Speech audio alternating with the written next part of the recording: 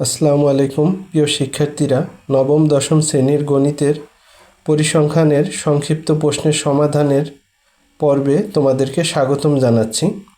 তো এর আগে আমরা 1 থেকে 5 পর্যন্ত 5টি সংক্ষিপ্ত প্রশ্নের সমাধান করেছি। আজকে 6 থেকে প্রশ্নের সমাধান করব।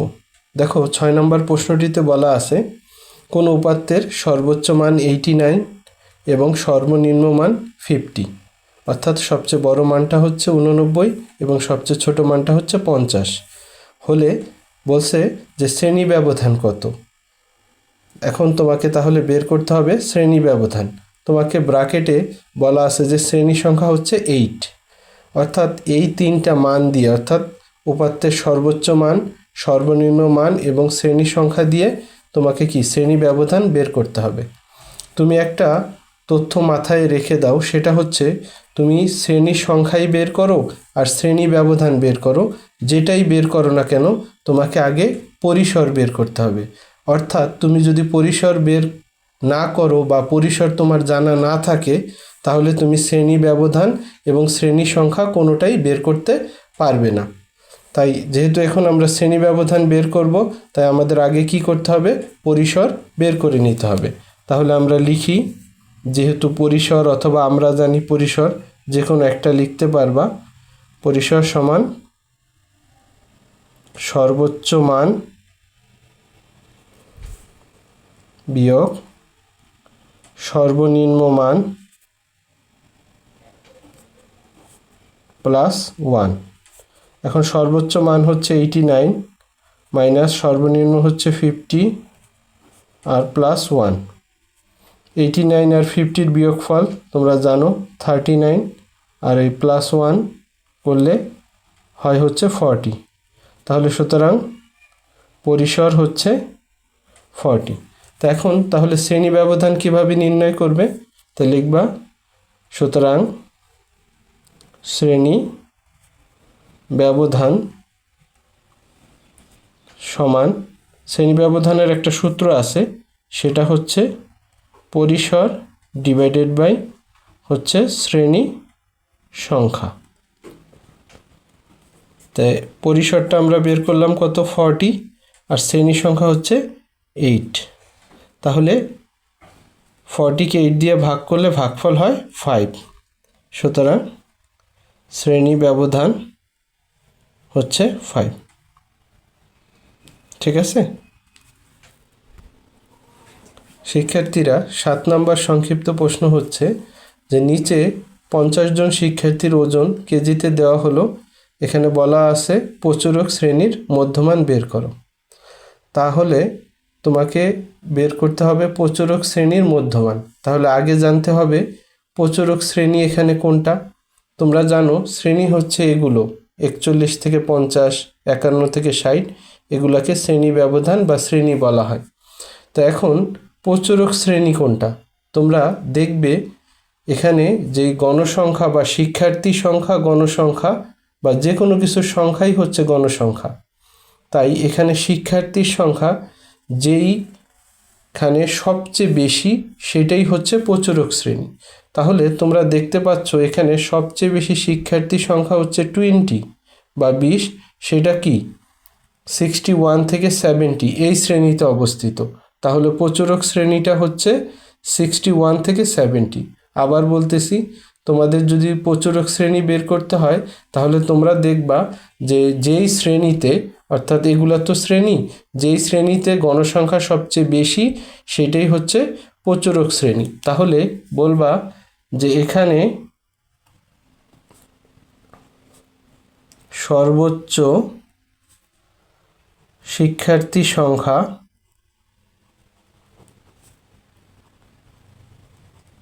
কত, 20, শিক্ষার্থী সংখ্যা 20, যা কোন শ্রেণীতে অবস্থিত, 61 থেকে 70 শ্রেণীতে অবস্থিত, শ্রেণীতে তারপরে লিখে দিলা অবস্থিত।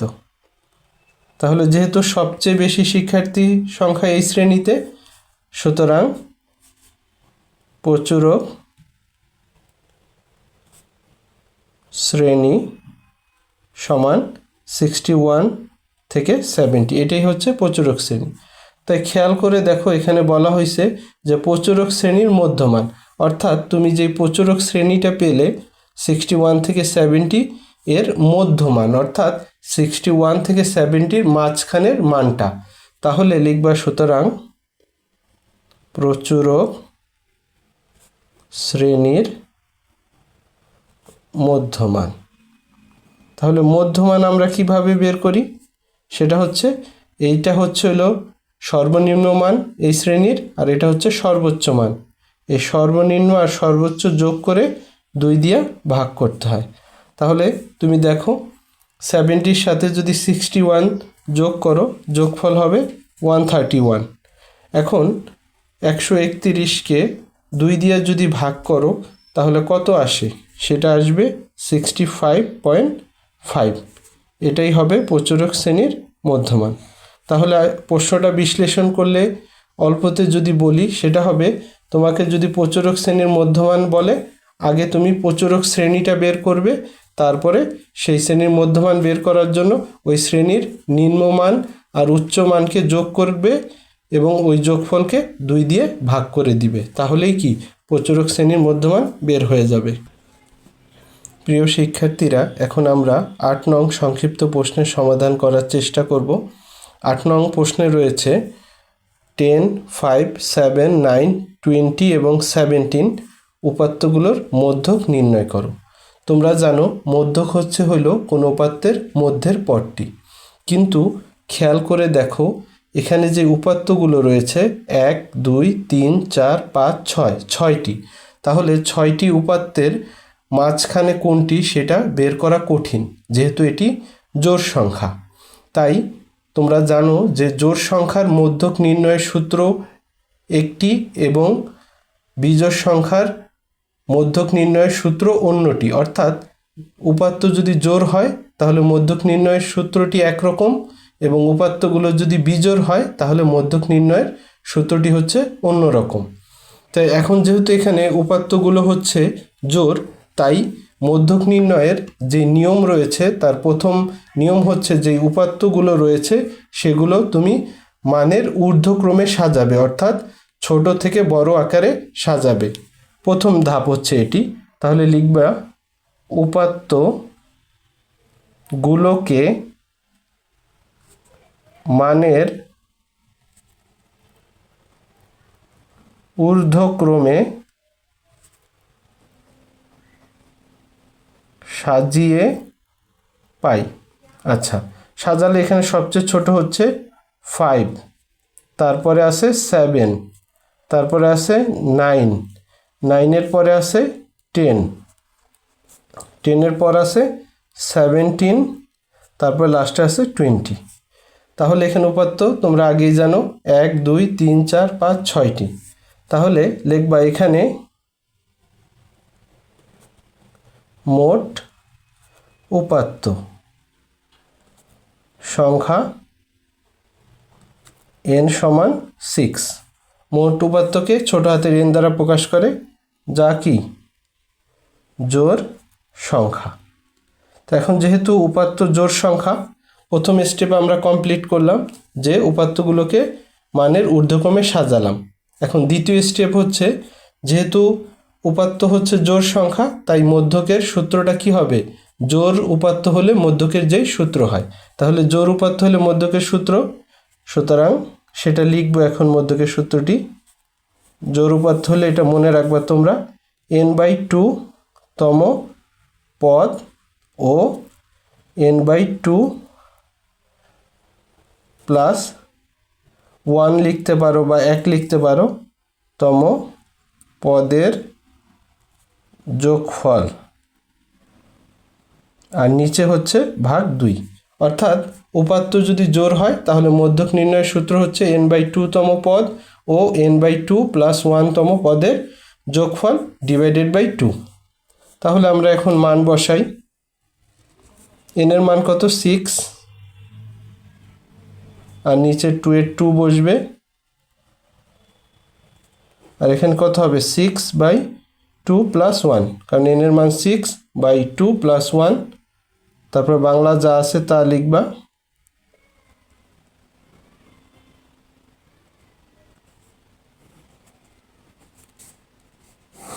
তাহলে 6কে 2 দিয়ে ভাগ করলে হয় 3তম পদ, ও আর এখানে 6কে 2 দিয়ে ভাগ করলে কত হয়? 3 + 1 কত হয়? 4, 4তম পদের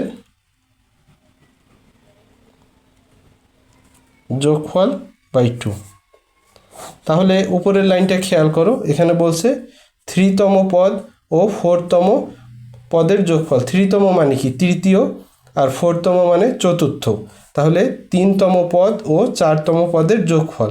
এখন তুমি যে উপাত্তগুলোকে সাজালে, সেই সাজানো থেকে দেখবা সেখানের তৃতীয় অর্থাৎ 3তম পদ কোনটা এবং 4তম পদ কোনটা, তাদের কি করতে হবে? যোগফল করতে হবে। তাহলে সাজানোর পর আমরা এটা প্রথম, এটা দ্বিতীয়, এটা হচ্ছে তৃতীয়। তাহলে 3তম পদ কত? 9, আর 4তম পদ হচ্ছে কত? 10। তো এদের কি বলা হচ্ছে? যোগফল। তাই আমরা কি চিহ্ন দিব? যোগ চিহ্ন দিব। এখন 9 আর 10 যোগ করলে হয় 19/2।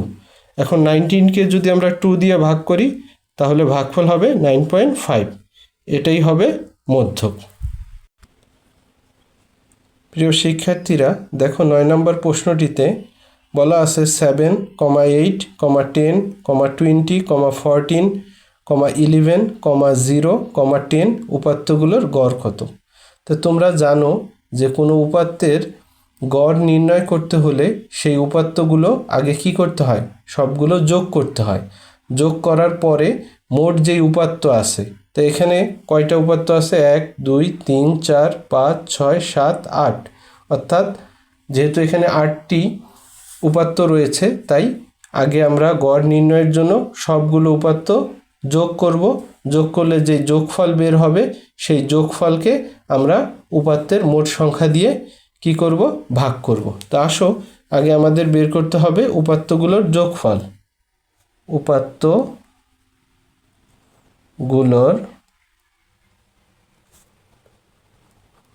যোগফল সমান 7 + 8 + 10 + 20 + 14 + 11 + 0 + 10। এই 8টা উপাত্ত যদি তুমি ক্যালকুলেটরের সাহায্যে যোগ করো তাহলে যোগফল পাবে হচ্ছে 80। তাহলে উপাত্তগুলোর যোগফল হয়ে গেল। তাহলে সুতরাং গড় হবে কি? উপাত্তগুলোর যোগফল ডিভাইডেড বাই মোট উপাত্ত সংখ্যা। তাহলে এখানে উপাত্তগুলোর যোগফল কত পেলে? 80, আর মোট উপাত্ত হচ্ছে 8টি, মানে 8। তোমরা সহজ ভাগ পেয়েছো, 80কে 8 দিয়ে ভাগ করলে হবে 10, অর্থাৎ এই উপাত্তগুলোর গড় হচ্ছে 10। তো প্রিয় শিক্ষার্থীরা, তোমাদেরকে অভিনন্দন জানাচ্ছি এই সংক্ষিপ্ত প্রশ্নগুলোর সমাধান ধৈর্য ধরে দেখার জন্য। পরবর্তী পর্বে আরও অনেক সংক্ষিপ্ত প্রশ্ন নিয়ে বিস্তারিত সমাধান করার চেষ্টা করা হবে। আশা করি তোমরা আমাদের সাথেই থাকবে, আমাদের এই চ্যানেলটি সাবস্ক্রাইব করবে এবং তোমাদের মূল্যবান কমেন্ট দিয়ে আমাদের পথ চলায় অবদান রাখবে।